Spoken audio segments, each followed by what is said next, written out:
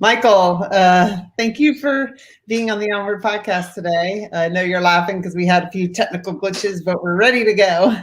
Yeah, we love technical glitches. Yeah. Especially when we solve them. You didn't let your saboteur get to you. We remained calm. Yeah. Yeah. You're the Saboteur Slayer. So That's I never right. know who's going to stop by, if anybody's going to stop by when we go live, but we've advertised it, and we'll just see if people stop in and participate in this thing. But so your Onward podcast actual interview published on Monday. And this interview is just to kind of discuss that interview, and hopefully, if people had questions, they could come and ask them, and just to talk about it a little more. How did you like your episode? Well, I finally listened to it. I recognized a couple of things. One is that I'm used to speaking in public, and I sound like I'm talking to a church full of people. That was kind of fun. But no, I was really grateful for the questions you asked and the way in which you led the discussion, because it really helped me to focus and to say the important things I thought were necessary to say. So well, yeah, you said a lot of good things, and I think you're a great interview guest, and you shared a really compelling and vulnerable story, part of yourself. Yeah, there are things I said in that interview I've never said in public before. Wow. Yeah. And I was really strong. When you listened to it, were you like, oh, shouldn't have said that? Or no, while I was saying it, I said there were a lot of things happen at once in one's mind. The first thing was, I wonder if I should say that. And the second thing was, no, it's time to say it. So it's time to say it. I want to be vulnerable and honest. I want people to know what's going on and how difficult life is for people whom they think it's easy. I've spoken to a lot of people who know priests and who are faithful members of the church and what have you, and other clergy. And they really think that clergy have this nice life. We get to talk to each other as fellow clergy, and everybody's happy and supportive and loving and kind. Right, because you abide by the Bible. So right. You're perfect. Yeah. And that doesn't always happen. I mean, we can make believe it's going to happen a lot, but it doesn't always happen. So it's important for people to know the real me, and the fact that playing a role or being in a role, which a lot of people have to be in, like doctors and dentists. I mean, if your doctor really said what he or she was thinking while you were complaining to them, you wouldn't be going to see them very much. So there is an appropriate role playing that is there.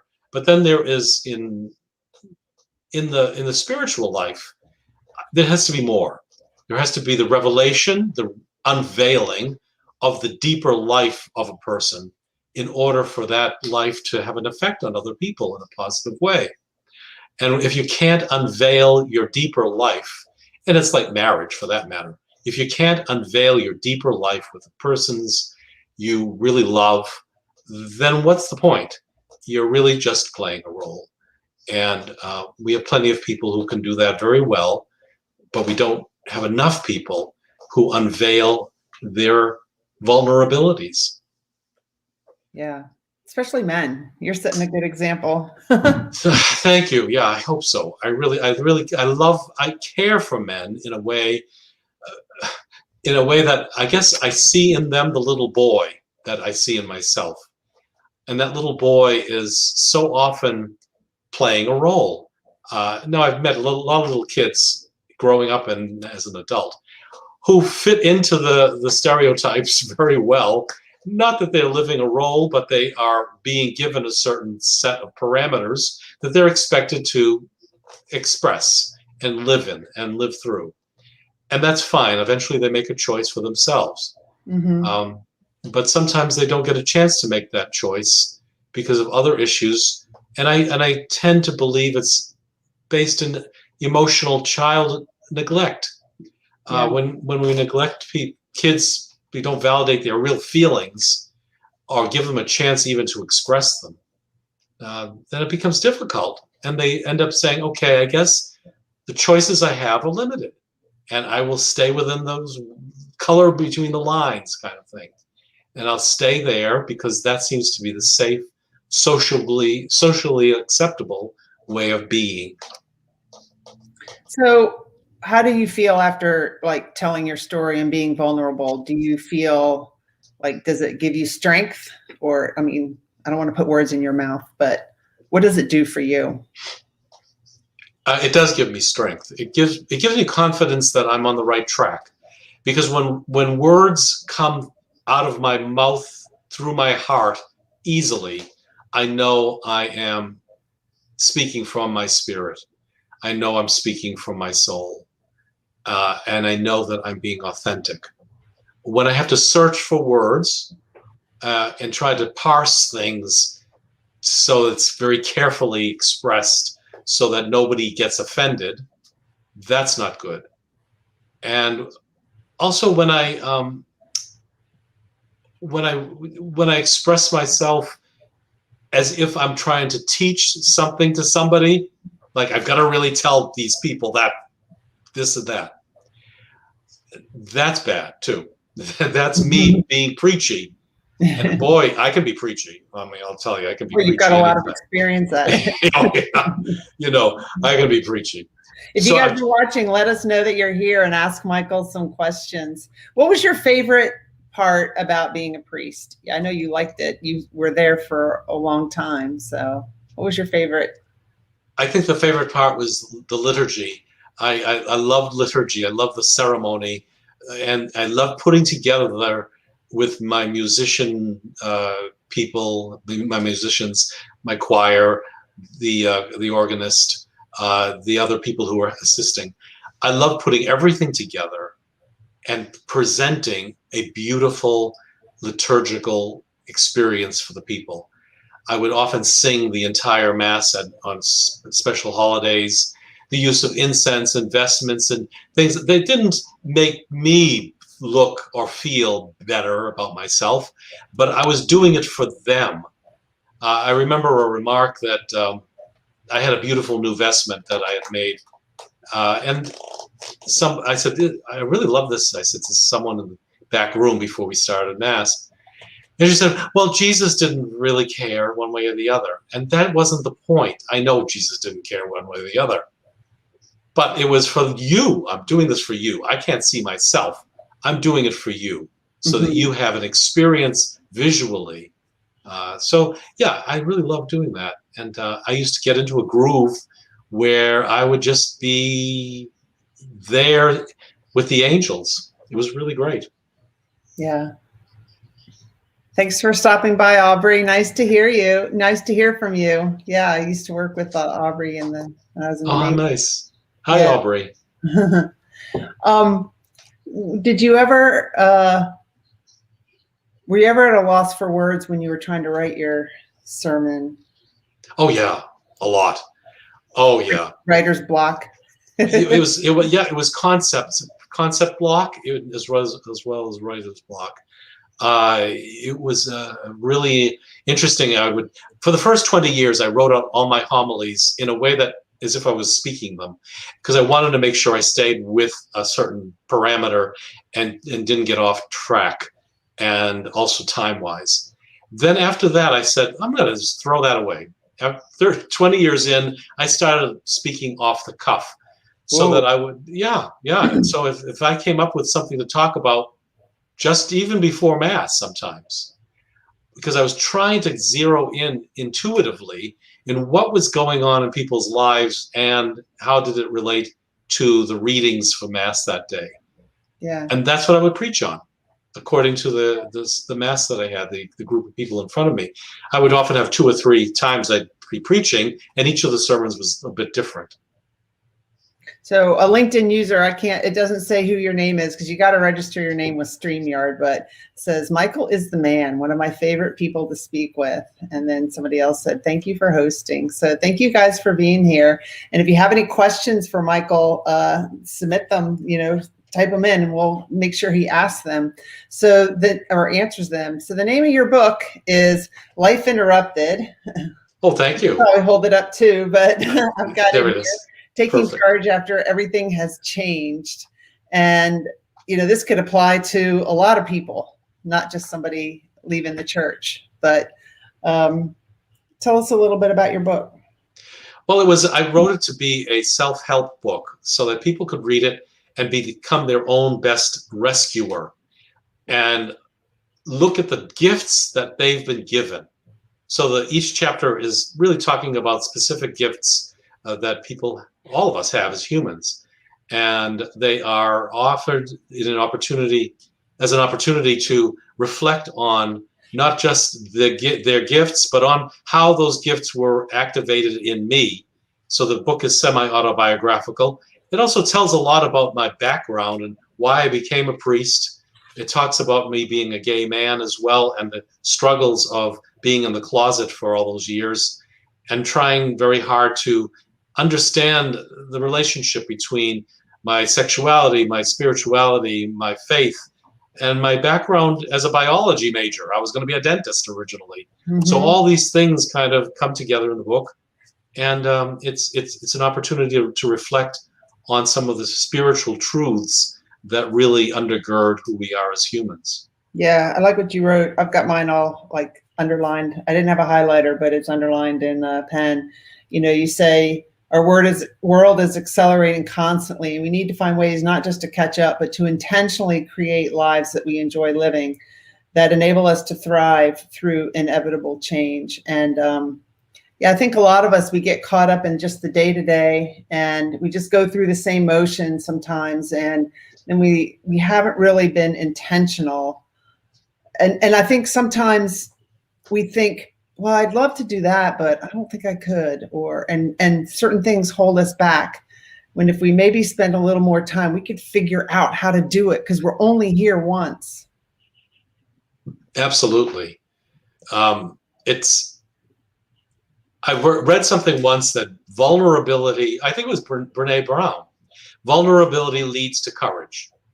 Mm-hmm. And you don't often put those two things together.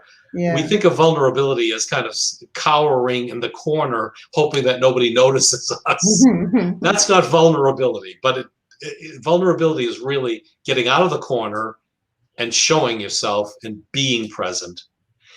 And that leads to courage, because it's a physical act of courage by just showing up. And somehow when we get physically connected with something that's very important to us, then the rest of us kind of catches up with it, so that we catch up with the words we want to speak. We catch up with the mental agility we need to have in that moment. You've seen people, when they're confronting injustice or evil, and they get up there and they say the most marvelous things in order to defend somebody who's being beaten up or whatever. And they themselves are showing that great courage. And then afterwards, they don't even realize they did what they did or said what they said. And it kind of drains you too after you're finished.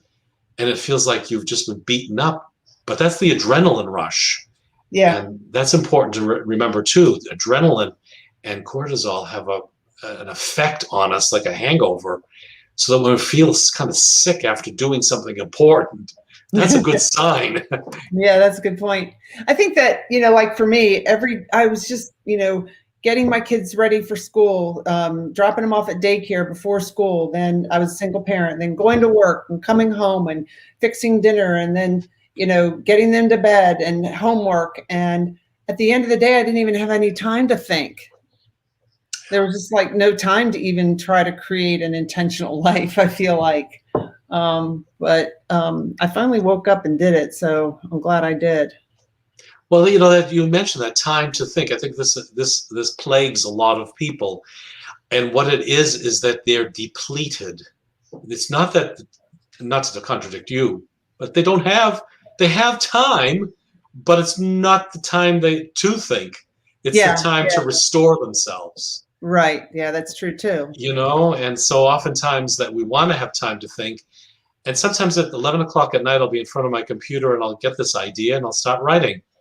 And it's the overall atmosphere that we create for ourselves in those moments to just give ourselves the time and the opportunity to restore our brains. Yeah.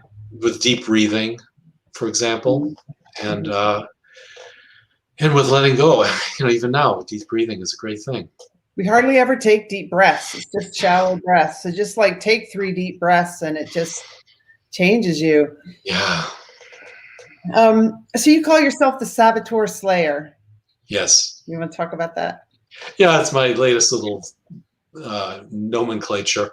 I started thinking, what do I really do? Well, what I do is I go into people's lives with their permission, and I begin to talk to them about what it is that's holding them back. So I use an example for sometimes. Let's say you make a cake, and you're just figure that you always know how to make this chocolate cake. I'm just going to breeze through it, grab the salt rather than the sugar, put it right in there and not realize it, and then serve the cake for dinner with a dinner party. It was a birthday party, let's say, and everyone's throwing the cake out of their mouth and just yucking it up. And hopefully they're friends so you can laugh. Right. Well, what was the cause? What was the saboteur? What was getting to you? Oh, I put the salt rather than the sugar. Well, no, that's not it, because you've made this cake many times. What was going through your mind at the time? Well, I was in a hurry and I figured I would already know what the cake recipe was about. Okay. The saboteur then was you were in a hurry and you weren't conscious. You weren't attentive to something that you always did, but really can't be done on autopilot. Okay. So your saboteur was actually you not being conscious. Yeah. So what was triggering the non-conscious moment? And then you go back a little further in the day.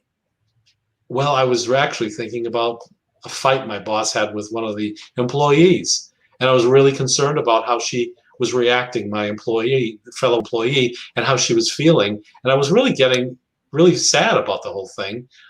So empathy was causing you to not be conscious. Concern and love and empathy. Isn't that wonderful? So you screw up the cake because of empathy. Oh, okay. Well, why were you so empathic? Well, I can remember so many times my parents weren't empathic when I was in trouble, and I really felt badly for her the way I would feel badly for me if I was in that situation. So possibly an instance of childhood emotional neglect triggered the cake problem. So that's how I go back into it. That's a good example, Michael. Yeah. Thank you. Yeah. So Annette asked a question. She said, left the church as well. It really upset my mom, and she can be very mean, angry about my choice. I'm curious how you dealt with others' negative responses to your choice. Thank you, Annette. I really appreciate the question. And it's certainly something that is very big. People were not that negative about my leaving because I just left. I didn't warn too many people. I think the people who were upset. Nobody was angry. My mother had died, and my father died that year.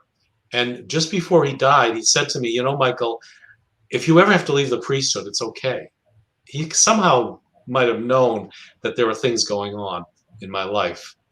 So I didn't have any problems there. My brother and sister weren't concerned either. My best friend wasn't. He understood what I was going through. The issue I see in your question is that it upset your mother.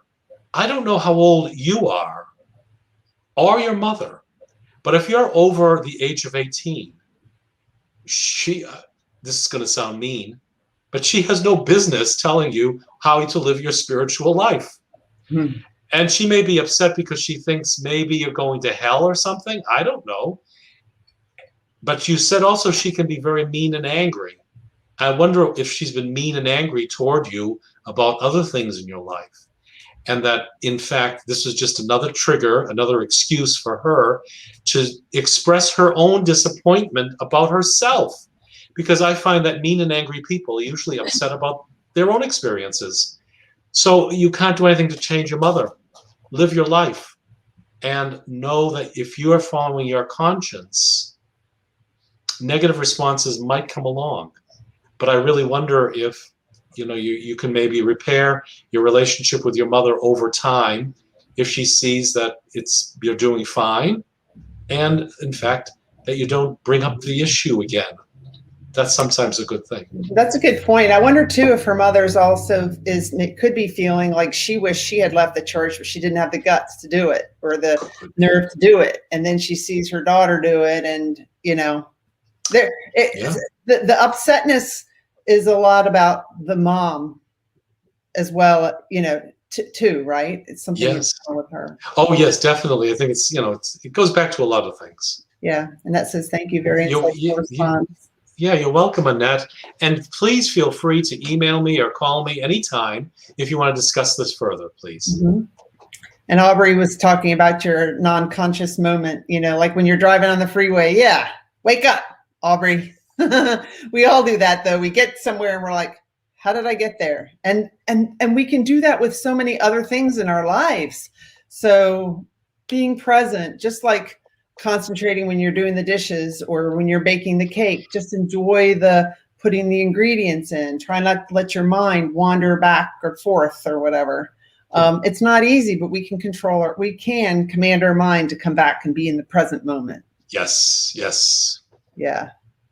So yeah, I've had those freeway moments too, especially at exits. They all look the same in the whole United States. Same green signs. I was like, where am I going? I don't understand. So here's your website, michaelparisilifecoach.com. Parisi, yeah. Yeah, Parisi. So tell us a little bit more about your life coaching, if you'd like, and how people can reach out to you. Well, one way is, of course, to access my website, and on the website there'll be phone number, email. My life coaching is very specific to the individual. I tailor-make everything, in a sense, to what you're bringing to the table. I offer complimentary coaching sessions discovering what it is you really want to talk about, what seems to be the issue. And we discover during that time if we're a good match. Sometimes we are not a good match for whatever reason, and that's fine. And sometimes we are. But my aim with the complimentary coaching session is to give you value so that we actually do deal with stuff in a way that's going to be helpful to you. It's not a sales pitch, and I'm not there to try to make something out of nothing. I am there to serve your need in that moment. So please don't hesitate to call me. I love talking to people to start with, and I love hearing people's problems and issues because it makes me feel normal. I just like to know, gee, there are other people out there who are struggling, and I can perhaps offer some wisdom. I have over 40 years experience working with people, closer to 45 now. And all of that kind of adds up over time. It's amazing. And I just want to share that with you. Yeah. And you're really good at writing your blog. You have a good blog. Oh, thank you. You post on LinkedIn. You posted in our Onward Movement Facebook group. And I think do you have a Facebook page or just your personal Facebook? I have a Facebook page for Michael Parisi Life Coaching, as well as a personal Facebook page. And I tend to post the same thing on both, trying to get as wide an audience as possible. Okay. And they can find me there, as well as on LinkedIn. I post a lot on LinkedIn. Mm-hmm. So just look up my name and you'll find me. And I'm an open book, really. I don't have any big secret way to get to me. It's very easy to get to me. Yeah, and I think that, all of your experience just leads to being a great coach, because you've got your experience with the church. You've been, mentoring, counseling people, helping them through all their challenges. You've got so much experience. And then now you're doing that as, your current career. So I think it's awesome. It is. And I'm working with veterans too. I'm a veterati mentor, and I've been working with some young people there, as well as vets to industry and other contexts. I just love veterans. There's something about veterans. I'm really impressed with young veterans today. I can't go into it now, but it's just take it from me. I'm a Vietnam baby, or a young person, I should say. And I grew up during that period, and so it was hard for me to latch on to what veterans were all about. And I'm learning a lot more about veterans now than ever before. Yeah, and you coach men and women, right? Oh yes, yeah, yeah. I think your podcast episode was awesome. If people want to listen to that, they can just go to my website, emilyharmon.com, and go to the Onward podcast section of my website, and Michael's episode's up there. It's also on Apple, Spotify, iHeartRadio, wherever you listen to podcasts. But it's an awesome episode where you can learn more about Michael, and definitely read his book, because it'll help you through a lot of challenges. And then give him a call. He's offering a complimentary coaching session, so why not take him up on it? I would. Yeah. And the book is available on Amazon.com, and it's also available as a Kindle edition too. That's the name of the book. Yeah. All right. Any closing remarks, Michael? Well, I just want to thank you. I want to thank your audience. I want to thank all those people who've been listening. It's just a great new way of my expressing some important things that I think everybody needs to hear. Yeah, for sure. Thank you so much. Just stay on, and when we end the live, we'll be able to chat for a little bit. Okay, good.